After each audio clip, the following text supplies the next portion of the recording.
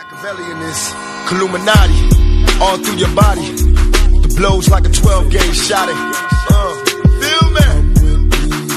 And God said He should send His one begotten Son to lead the wild into the ways.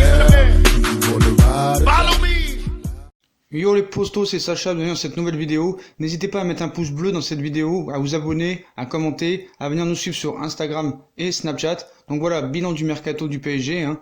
C'est peut-être le meilleur effectif depuis le rachat par le Qatar en 2011. Donc bilan du mercato du Paris Saint-Germain, comment dépenser moins pour gagner plus, tout en affichant un bilan excédentaire. Le PSG s'est renforcé dans les secteurs clés et dispose peut-être de son meilleur effectif depuis le rachat par le Qatar en 2011. Donc Navas, Gueye et Icardi.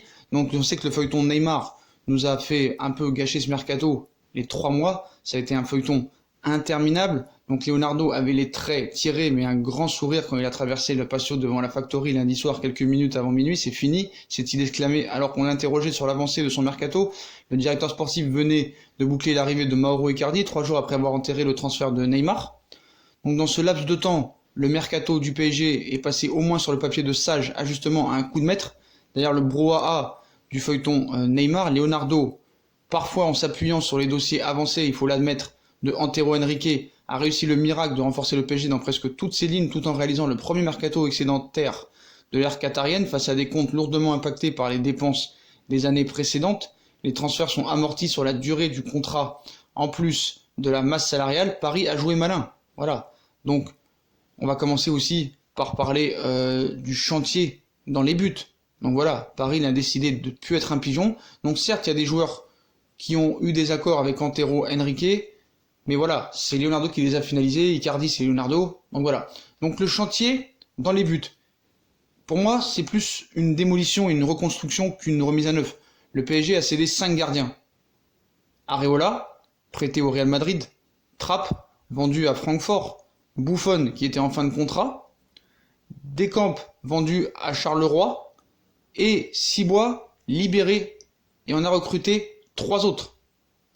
Donc, en premier lieu, Marcin Bulka, venant de Chelsea, 19 ans. Sergio Rico, ancien joueur du FC Séville. Et Keylor Navas, bien sûr, la principale recrue au niveau des gardiens, qui sera numéro 1, un gardien du top 10 mondial, une doublure au statut clair et un espoir au potentiel confirmé. Voilà 3 bons gardiens, je pense, pour le Paris Saint-Germain. Voilà. Donc Sergio Rico, c'était un titulaire au FC Séville, l'année dernière en Première Ligue. Bulka, 19 ans, il sera numéro 3. Mais voilà. Donc, le meilleur effectif depuis le rachat du Qatar, au milieu de terrain, le PSG a enfin trouvé le récupérateur qu'il cherchait depuis plusieurs mercatos. L'heureux élu Idrissa Gueye, arrivé d'Everton, apporte de la hargne, une qualité dont le PSG ne disposait pas. Il est un choix de Thomas Tuchel, voilà. Donc tout comme Abdou Diallo. Ce dernier fait partie des joueurs qui renforcent la profondeur d'effectifs du club de la capitale.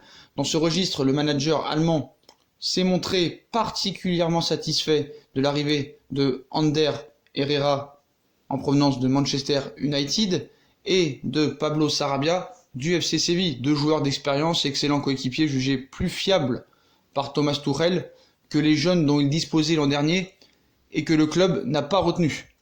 Donc toutes ces retouches formeraient un mercato cohérent et sobre sans le bouquet final de l'attaque. Le PSG a retenu Neymar sans qu'on puisse bien savoir si le Barça avait autant envie que ça de le recruter que lui n'avait envie d'y aller. Une première victoire assortie d'une surprise de dernière minute alors qu'il étudiait des profils de doublure. Leonardo s'est laissé tenter par une opération qui restera comme l'événement du premier été de son retour à Paris. En 24 heures, le Brésilien a bouclé l'arrivée de Mauro Icardi pour former une attaque avec laquelle seules 2 ou 3 équipes en Europe peuvent rivaliser sur le papier. Quand tu as Icardi, quand tu as Angel Di Maria, quand tu as Edinson Cavani, Neymar et Icardi, du fait de la réputation d'enfant terrible de Mauro Icardi et des états d'âme de Neymar, la principale interrogation qui réside aujourd'hui est celle de l'état d'esprit. Voilà, ce point d'interrogation fait partie des choses à régler, que Leonardo a évoqué dans la mini-conférence de presse à Metz après la victoire 2-0, quand il a promis que la saison serait difficile pour le Paris Saint-Germain. Pourtant, même si le club aurait aimé ouvrir un autre chantier au poste de latéraux, surtout à gauche, il s'aligne sans doute avec le meilleur effectif depuis le rachat du club, par le Qatar. Donc voilà. Donc maintenant, il va falloir réussir à gérer les égos. Je pense que Leonardo peut s'en occuper. Il y a eu quand même 9 recrues et pas des moindres. Je n'ai pas trop confiance en Thomas Tuchel pour gérer les égos. On sait qu'il avait déjà du mal avec ce qu'il avait l'année dernière. Et avec les jeunes, donc avec de tels égos, Neymar, Icardi, Cavani, Mbappé, Di Maria, Sarabia, voilà, ça va être compliqué. Mais bon, on va voir ce qui va se passer. Déjà, on va voir contre le Real qu'est-ce que ça peut donner. Mais voilà, depuis le rachat du Qatar, c'est rare qu'on a eu un 11 aussi compétitif. Et je pense que, voilà, le problème maintenant, c'est le coach.